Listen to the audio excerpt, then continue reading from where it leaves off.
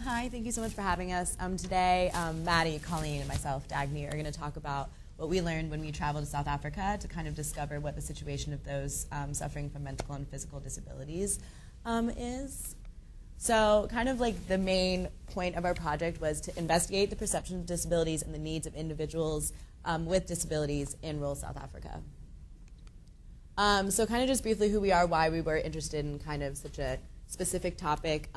So Maddie actually has spent numerous summers working in Tanzania at a school called Faraja that is actually a kind of a revolutionary school that provides education for people with physical disabilities.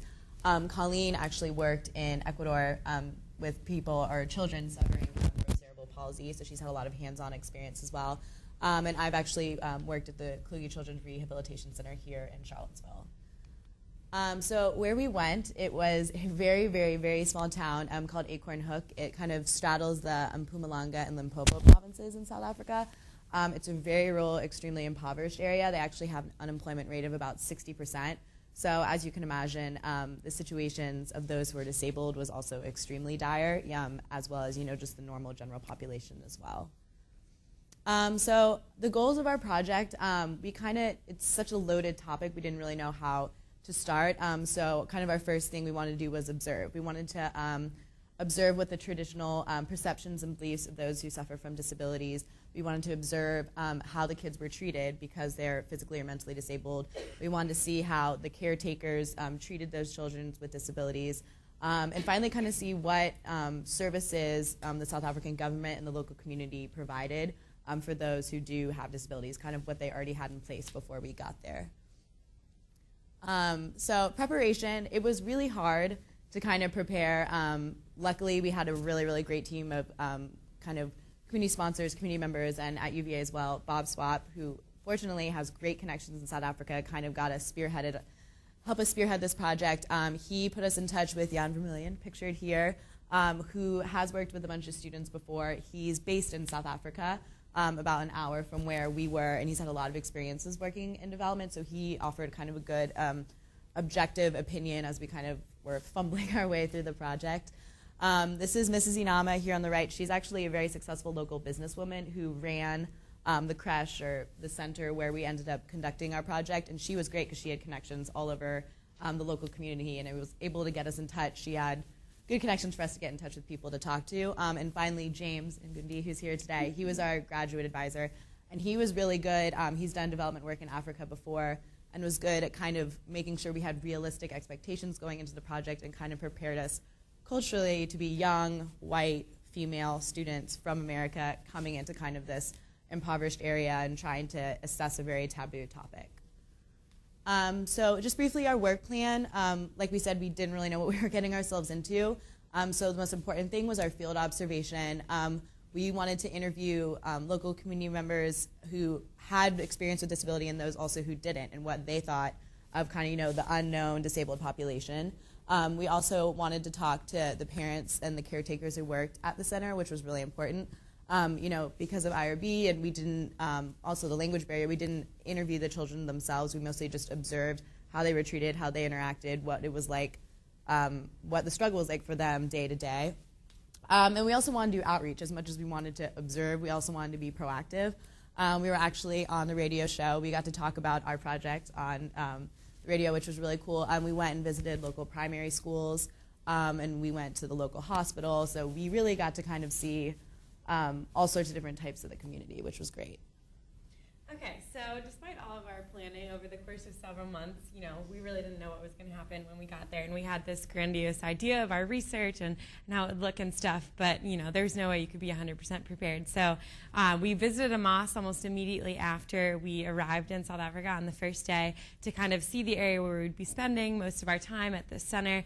And so just to give you a little bit of a mental picture, it's a one-room building. There's about 45 students, 3 caretakers, and desks. That's it. That's the only resource they have. And so we were a little bit taken aback by that. And so we spent a couple hours there on our first day and then kind of made a plan to come back.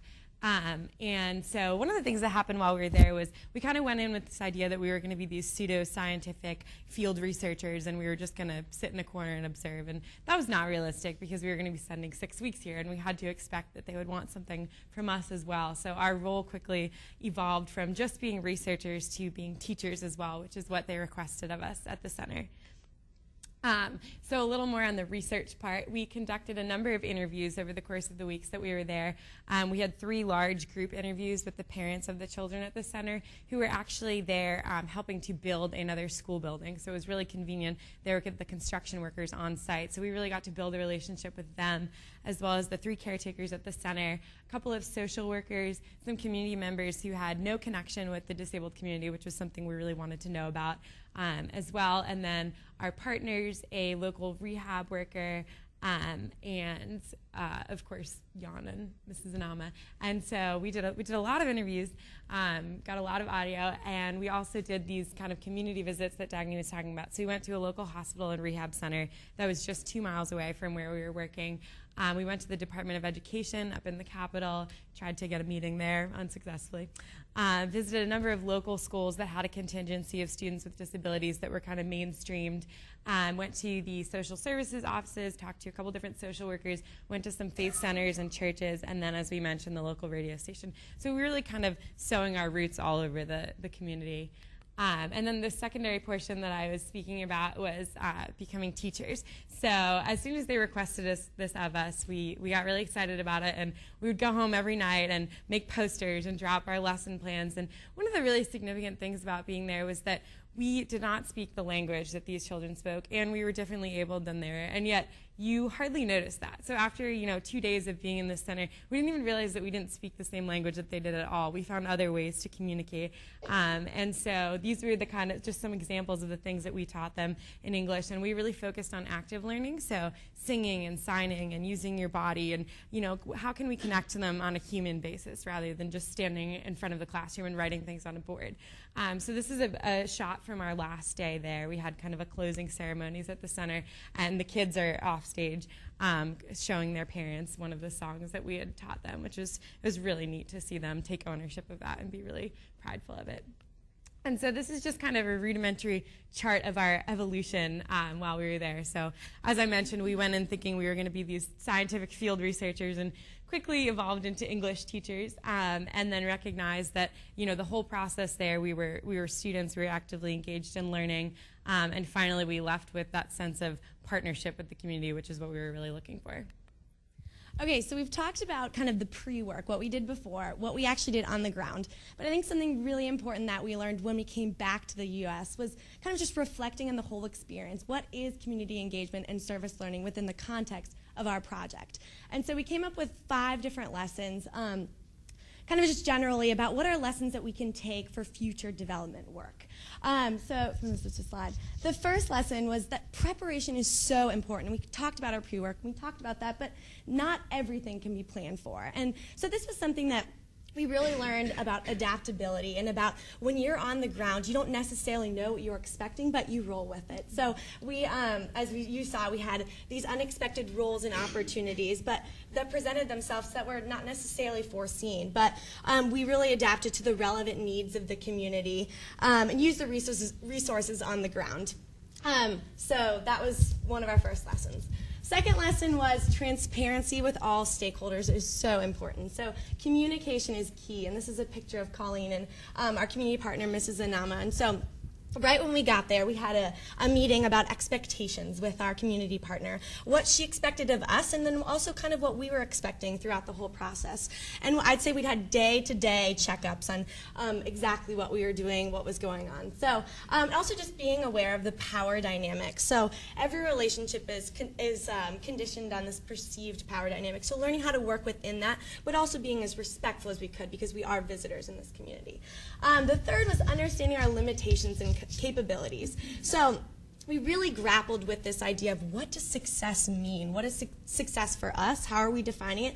But also how is the community defining our success of this project? And so really understanding, while there's so much need in this community, we have to understand the scope of our project. So adapting, but also understanding our limitations. Fourthly, the power of being a student. We really learned that playing this role of a student allowed for open dialogue and a safe, kind of comfortable community that we were allowed. So sharing our culture, but also them sharing with us. And so we didn't come in with an authority or with an expertise, but we were really confident as learners. And then finally, the importance of the handoff, which we can ask questions about later. But we really appreciate the opportunity. Thanks to JPC, thanks to our graduate mentor and our faculty advisors. So thank you.